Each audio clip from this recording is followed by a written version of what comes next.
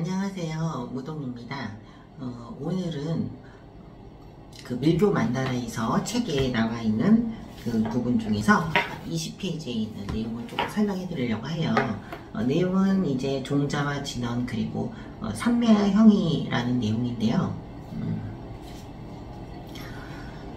종자라고 하면 그거는 이제 씨앗종에다가 자식차 그렇게 해서 이제 씨앗이라는 의미, 영어로 번역되면은 이제 시드 만트라라고 언급을 하는 건데요. 그건 이제 하나의 종자가 비나 햇볕에 이제 그 인연을 맞아가지고 하나의 싹이 트는 것 자체를 불성이 이제 수행을 통해서 깨어나고 발화하는 것, 이렇게 이해하는 것으로 모든 존재들, 부처님의 그 불보살의 존재들은 종자라는 것이 있다고 해요. 그래서 이 종자라는 건 글자 하나로 되어 있고, 이게 보통 산스크리트 그 알파벳 형태, 그러니까 글자 하나로 보시면 되겠습니다. 네. 그러니까 이제 부동명왕 진원 같은 경우에는 그 진원 만트라 안에 함이라는 글자가 있고요. 애연명왕 관련한 진원 중에서는 훔이라는 글자가 많이 있습니다. 모든 종자는 아라는 글자로부터 시작한다고 해요. 그러니까 그 발음이 가장 쉽잖아요. 어린애들도 발음이 제일 쉬운 게 아라고 하듯이 이 아라는 글자 자체가 이제 대일열의 가장 근본된 어떤 밀교의 그 부처님이거든요. 그분의 어떤 덕성을 이제 그 표현한 것이 아라고 합니다. 이 아라는 글자가 이제 이 세상에 어떤 여러 가지 알파벳 형태의 글자들을 뻗치게 되고 펼쳐내게 되는데, 그 펼쳐내는 그 글자들이 각각의 불보살의 종자라고 보시면 되겠어요. 종자가 이제 글자 하나라고 보시면 되는데, 그 글자 하나가 또 이제 그 만다라로서 펼쳐지는 것들이 이제 진원이라고 보시면 되겠어요. 옴마니 반맹훈 이런 거, 예. 이런 진원들이 오마비르 훈칸 바스르 다투밤, 이런 진원들이 그 종자에서 펼쳐진 하나의 언어 만다라라고 보시면 되겠어요. 그리고 삼매형이 있는데요. 삼매형은 이제 그 정신통일을 의미하는 그 삼매가 있습니다. 그 삼매도 불교 내에서는 되게 종류가 많다고 하거든요. 경전 보시면은 법화 삼매, 화엄 삼매, 해인 삼매, 이런 식으로 어떤 그 의식의 하나의 경계를 표현한 것이 이제 삼매라고 경에서는 많이 묘사를 하고 있는데, 이제 이 삼매는 그 자신의 어떤 그 특정한 의식 상태를 하나의 물건으로 표현을 하고 있다는 것이 이제 밀교적인 해석이에요. 그러니까 그것을 이제 그 잔해증이라고도 표현하거든요. 자신이 내면에 있는 것을 증명한다라고 해서 잔해증이라고 하는데, 예를 들어서 관세음보살이 약병을 들고 있다고 하는 것은 이제 그 약병에 있는 물로 그 중생의 번뇌를 꺼준다, 그런 의미. 그리고 지장보살이 석장을 들고 있는 것은 이제 그 지옥의 어떤 그 문을 이렇게 여는, 혹은 중생을 각성시키는 그런 어떤 의미로서 이제 들고 계시고, 그리고 이제 약사 열애께서는 어떤 약합을 들고 계시거든요. 약합에 이렇게 구슬들이 약이 있죠. 그것은 이제 중생의 병고를 구제를 해주겠다라고 하는 약사열애의 그 서원, 맹세가 이제 그 물건 하나에 들어가 있다고 보시면 됩니다. 그러니까 그 불보살들이 들고 있는 그 물건들이 있어요. 그거는 이제 자신의 어떤 경계를 삼매의 경계, 그러니까 중생에 대한 약속, 내 수행에 대한 그 본서를 드러낸 것을 이제 삼매형이라고 합니다. 밀교를 공부하기에 앞서서는 이 종자와 산매형을 잘 알고 계셔야 되고, 그리고 해당되는 존에 대한 그 만트라를 잘 알고 계셔야죠.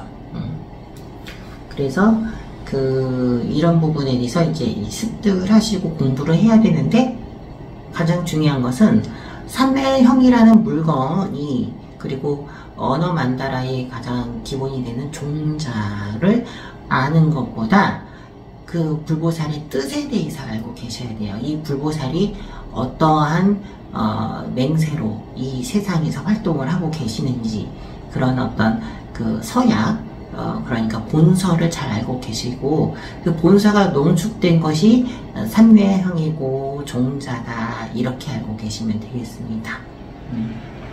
그래서 내가 그 불보살의 어떤 뭐 힘, 권능, 뭐 능력, 이런 것에 포커스가 있는 게 아니고, 불보살의 뜻에, 이제 산매형의 원래 뜻에, 종자의 원래 뜻에 마음에 새기고 수행을 할 때 밀교는 마장이 없는 수행이 될 거예요. 그러니까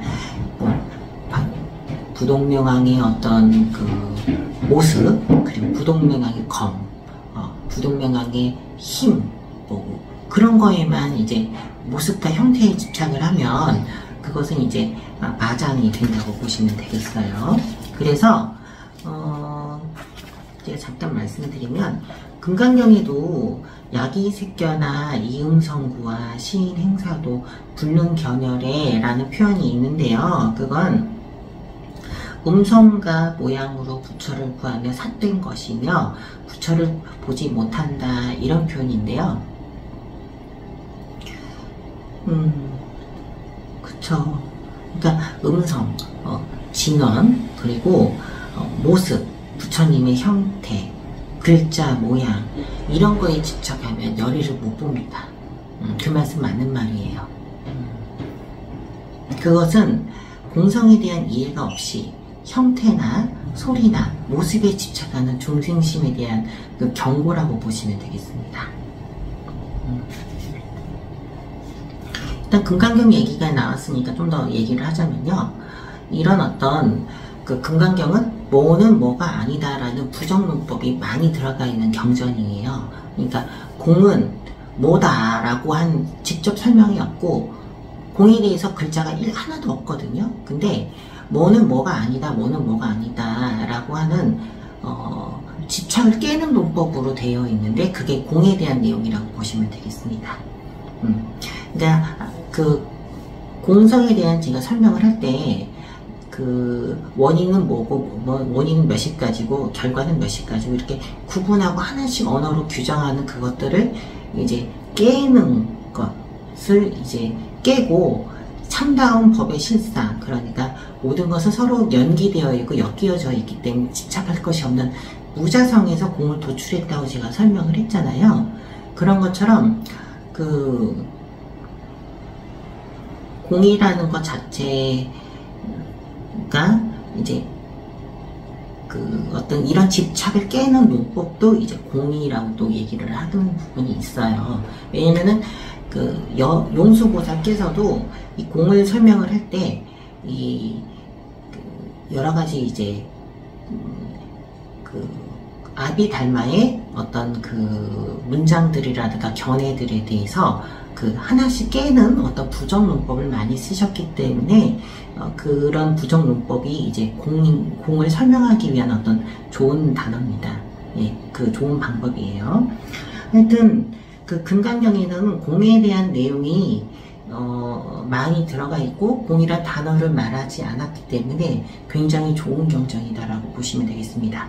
공은 뭐다라고 말하는 순간부터 사람의 인식은 거기에 매이기 때문에 그것을 말하지 않으면서도 하나씩 부정문법을 통해서 우리의 집착심을 떨궈내는 그런 부분들이 굉장히 좋은 접근 방법이라고 보고, 마일드한 순한 접근이라고 보고 있습니다. 하여튼 이 금강경에는 어떤 모습과 모양에 대해서 집착하지 말라, 그리고 내가 뭘 했으면은 거기에 대해서 집착하지 말라라고 하고, 내가 무슨 아라한이다, 나는 보살이다, 이렇게 말하면 그거는 삿된 것이고, 그 자기 없는 자기. 내가 인위적으로 뭔가 한다는 그 행에 대한 인식을 놓아라. 그냥 하세요. 착한 일을 했으면 그냥 착한 일을 하고, 과보 공덕을 바라지 말고 그냥 하세요. 이렇게 말하는 게 금강경이라고 보시면 되는데, 이 내용은 보면은 이제 소리와 어떤 문자에 집착하지 마, 무상숭배하지 말라는 말하고 사실은 같은 내용이에요. 어떻게 신에 대해서 모습과 모양으로 규정을 하는 건 우리가 이제 중생심입니다. 집착할 거리가 있어야지 신앙심을 내는 약간 좀 모순적인 거죠. 무한한 어떤 절대를 유한으로 규정을 지어야지 그래도 그걸 붙잡고 우리가 기도를 하잖아요. 그런 것처럼. 근데 그것도 놓아라고 하는 것이 이제 금강경의 내용인데, 그런데 어떻게 보면은 이런 내용들이 이제 인도의 중간학파에서 계속 내려오다가 다시 한번 그 중간학파의 내용을 다시 또 부정하는 기류가 또 생겨났습니다. 대승불교 안에서.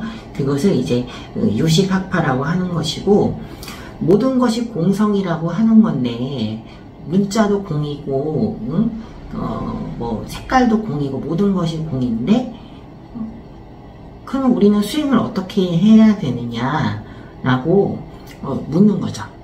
집착할 게 없으면은 뭐 수행도 집착하지 말까요? 뭐 이런 어떤 반발이 있으면서 이 수행을 공성에 기반해서 이제 체계화하는 입장들이 생겨났는데요. 그것이 이제 유식학파라고 하는 것이고, 모든 색깔과 형상과 음성과 문자의 모든 것들이 집착할 것이 없으면 그것 자체가 진여 자성이 그것 자체다 라고 하는 입장이 이제 나오게 되었습니다. 그러니까 이제 중간학파도 원래는 그래요. 그러니까 그 문자나 소리나 형태가 가짜다, 참이 아니다, 라고 말하는 게 아니에요. 그게 말하는 게 아니고 오히려 그걸 집착하는 우리 마음을 보자, 그걸 깨자라고 하는 것이 중간학파의 내용이고, 그러면은 우리가 마음을 떠났으면 그거 자체가 청정한 거고, 소리나 문자나 어떤 형태가 죄가 있는 것이 아니고 그것 자체로 참다운 것이고 실지인 것인데 그냥 그걸로 수행하면 된다라고 하는 것이 유식학파예요. 그래서 금강경 내부에서, 금강경 후반부에서도 일체법이 불법이다라고 하는 거라고 또 표현이 있어요. 그러니까 그런 어떤 집착이 떠난 그 상태에서 수행을 하게 되면 그것 자체가 진여 자성인 것이다 라고 얘기를 하는 거죠. 끝부분에서는. 그래서 이런 부분에 대한 이해가 있어야지 이제 밀교 수행을 사실은 할 수가 있다고 보시면 돼요.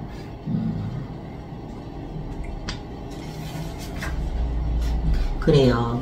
색깔과 소리와 상징이 절대적 긍정으로서 진여 자성의 반영이라는 결론이 있다는 거죠. 모든 상징이 그래서 수행의 방법이 되는 거예요. 밀교에서는 주된 상징들이 이제 종자라는 거, 그리고 진언, 소리라는 거, 그리고 그 부처님을 상상하는 거, 반상이라고 하죠. 이 세 가지가 맞아 떨어질 때 이제 수행이 된다라고 보시면 되겠습니다. 자, 오늘은 금강경 얘기를 꺼내면서 이 종자와 삼매형과 본성에 대해서 이제 그것들을 모두 다 공예에 기반을 해서, 그러니까 집착이 떠난 것을 통해서 수행이 이루어지는 것이다 라고 좀 제가 설명을 해드렸고요. 그리고 금강경은 굉장히 마일드한 경전이다 라고 또 이해를 하시면 되겠어요. 자, 그래서 이제 오늘 이만 하겠고요. 감사합니다.